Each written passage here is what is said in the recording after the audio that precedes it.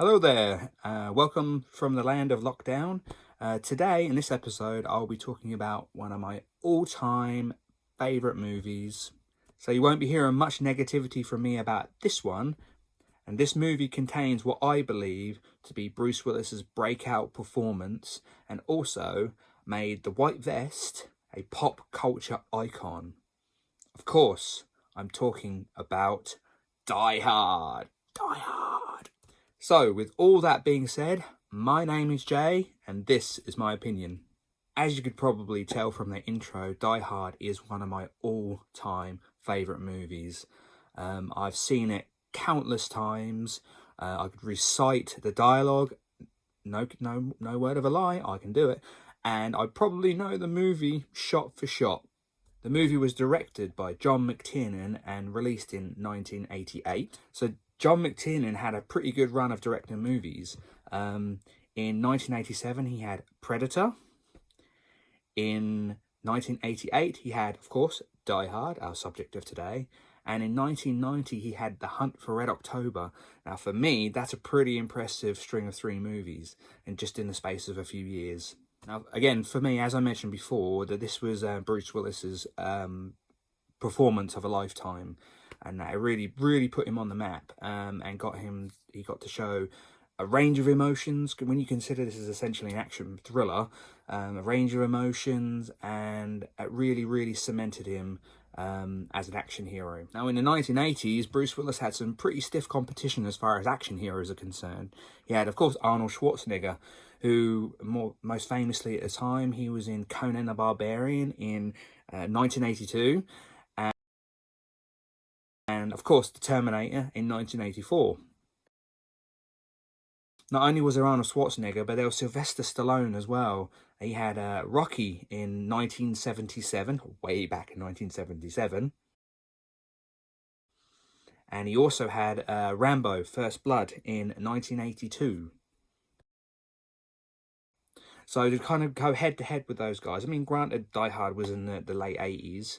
To go head-to-head with those action heroes and all the numerous films that they were all in after those ones I just named, that's pretty impressive, the fact that Bruce Willis can be cemented on that level of 80s action heroes. Now, before I start talking about the movie, I will say that the premise of Die Hard has been duplicated, let's say, numerous times over the years, with mixed success, I would say. You have terrorists taking over planes, like in Passenger 57.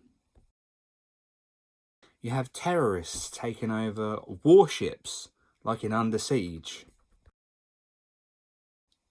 You even have terrorists taking over the White House, like Olympus Has Fallen. I think it's fair to say there's a common thread going along here, but as great as those films are individually, and they are great, I won't lie, I find all of those films entertaining, and I actually own those films as well. They never really capture that magic of being the first and being, in my eyes, the best movie in that subgenre of action movies. So the movie itself is basically John McClane. He's a New York police officer. He goes to LA to see his wife, who's currently working at Nakatomi Plaza. And shortly after he arrives, terrorists arrive, take hostages, including McClane's wife. It doesn't take McClane hostage. Oh, no. It wouldn't be much of a movie otherwise. So McClane takes it upon himself to wreak havoc upon the terrorists as he tries to rescue his wife. It's not a difficult story to follow, not a difficult plot to follow, but a damn good entertaining one as well. So the Nakatomi Plaza is a unique setting for an action movie because there's like limited space. There's only so many places you could hide in a building. When you're being chased by terrorists, there's only so many places you can hide, only so many ventilation ducts and elevator shafts you can hide in.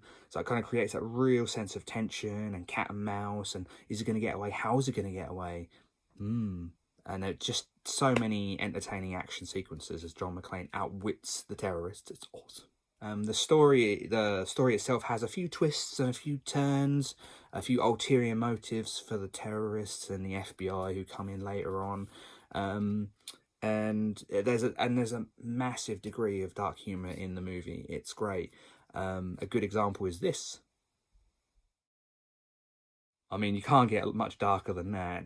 McClane kills a terrorist, decides to leave a little note on him and send him as a parcel back to his boss. I mean, that's pretty good stuff. So the movie is basically John McClane trying to outwit the terrorist Hans Gruber. So McClane, he's a New York police officer. He's a bit of a wise guy. He likes his quips and his cheesy one-liners. But the thing to remember is that he went there to Nakatomi Plaza to rescue his failing marriage. Him and his wife have a long-distance relationship, which clearly wasn't working. There was clear strain on the movie. So the main heart of the movie is actually a love story. So McClane, he's a family man, and he's driven by survival against these terrorists that are coming at him from all these different directions, but also driven to rescue his estranged wife. But he's also a very stubborn man. It takes a building full of terrorists for him to become regretful about the way he's treated his wife, or he thinks he's treated his wife. So that's McClane. I can't talk about Die Hard without talking about the late, great, may he rest in peace, Alan Rickman. What a legend. Now, Hans Gruber, he could have easily have become the mustache-twirling cartoon villain that he could, if he was portrayed by anyone else. But this legendary performance by Alan Rickman just brought the character to life. And to this day, in 2020, is still my favourite movie villain of all time, Hans Gruber. He's calculating, he's vicious, he's highly intelligent and articulate. He's stoic and deadpan. Alan Rickman's delivery of lines is just second to none. It cracks me up every time. Not because it's funny, but just because it's just so damn good. My only small negative thing I would say is that I wish there had been more scenes. They managed to work out a way of getting more scenes of Hans Gruber and John McClane in a room together. In the whole movie, there's only 2 scenes where those two are face to face, and that is when Gruber is pretending to be a terrorist, and at the end when it's Happy Trails Hans. And Gruber takes the swan dive off the Nakatomi Plaza and splats. Now, Alan Rickman and Bruce Willis, they do have a lot of chemistry. I mean, a lot of their interactions are over the radio, but, it's nice to think that those two had good chemistry, even in the 2 scenes they were in together. And they really do clash. I mean, these two clearly would not be good friends in the normal world anyway. So to see these two in such an intense environment, just wanting to tear the shit out of each other, it's great fun, great entertainment. Yeah, there's even a couple of secondary storylines which are kind of hidden in there that I really do enjoy. The first one being Carl, who's Hans Gruber's henchman. Now, Carl's brother gets killed by McClane. I think, if I remember correctly, he's the first terrorist to be killed by McClane. And Carl is just enraged with vengeance, and he just wants to go after McClane and just beat the shit out of him. But him and Hans Gruber, they have a bit of a clash as to how to deal with him. Gruber wants to keep him contained. Carl wants to go at him, all guns are blazing, just tear the building apart. See what I did there? It's a nice quote. But yeah, that's a great little storyline, which has a great culmination in a big old fisticuffs between Carl and McClane. Carl's hanging there by the neck. You think he's dead, but then there's that great ending. He pops up at the end and then gets shot by Al Powell. Now, Officer Al Powell, I have trouble saying that, so I'm just going to call him Al.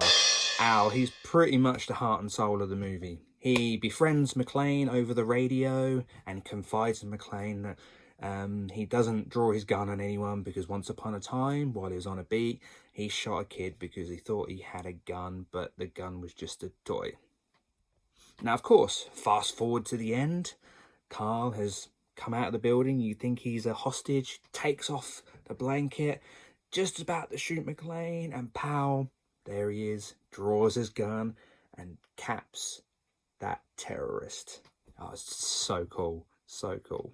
You know, I could blither on about this movie for so long. There's so many iconic things, from the, as I mentioned at the beginning, with the vest, all the way to the iconic explosion at the top of the building when McClane's jumping off with the hose around his waist and he's swinging and through the window. Like I said, I could blither on for a very long time about this movie. You may have noticed I feel very strongly about this. And lest we forget, by the end of the movie, our hero, John McClane, he's been shot, he's been battered, he's been bloodied, he's picked glass out of his feet, and he is in a general mess. He's in a hell of a state. And even his wife, Holly, when she sees him for the first time, after all this action, even she says... So to kind of sum up, I love this movie. I love this movie. This was a movie that I've watched many times. I don't get bored of watching this movie. This is one that I can just put on. Very often I watch it and just kind of while I'm doing something else, and occasionally I'll just look over and watch it because I only have to listen to it to know exactly what is going on. That is how much I love this movie. And I will go on record, on YouTube record, for the whole internet to hear me when I say that Die Hard will always be a Christmas movie. It is a Christmas movie. So if anyone has ever looked at this movie and thought, I don't think about it, just watch it. It is nearly 2 hours of fun 80s action with one-liners, with good action, good humor. There's a lot of humor in it. Violence. Oh, they certainly didn't hold back on the blood packs when people got shot in this movie. There's a lot of blood in it, a lot of violence, a lot of bad language, but it is just so fun. While action movies were not unheard of course, by this point in history, I certainly do believe that Die Hard gave birth to that subgenre of action movies, as I mentioned before. So, great movie directed by John McTiernan, a great breakout performance by Bruce Willis, Hans Gruber, the greatest villain of all time. I dare anyone to challenge me on that one. Fun movie, go watch it. It is so entertaining. I can't express that enough. Now, before I go, I will say that this is hopefully not my last video. For anyone who has watched all my videos up until this point, I thank you so very much. And thank you for all the views. Thank you for the people that have subscribed. This has been quite a learning process for me. I've never done anything like this before, and I've always had this passion for movies but never really had a platform to express it. So it's been brilliant to be able to do this. The content will keep coming, I hope. I'm hoping to carry on. I'm returning to work, so the content will slow down, but I'm hoping to keep it up. And with everyone's support, that would be great if I can just keep on popping out that content. It's gonna come, just maybe a little bit slower than it has been the last month and a half or so. So thank you for watching this. Whether you like it or hate it, thank you for watching it anyway. With all that being said, my name is Jay, and that was my opinion.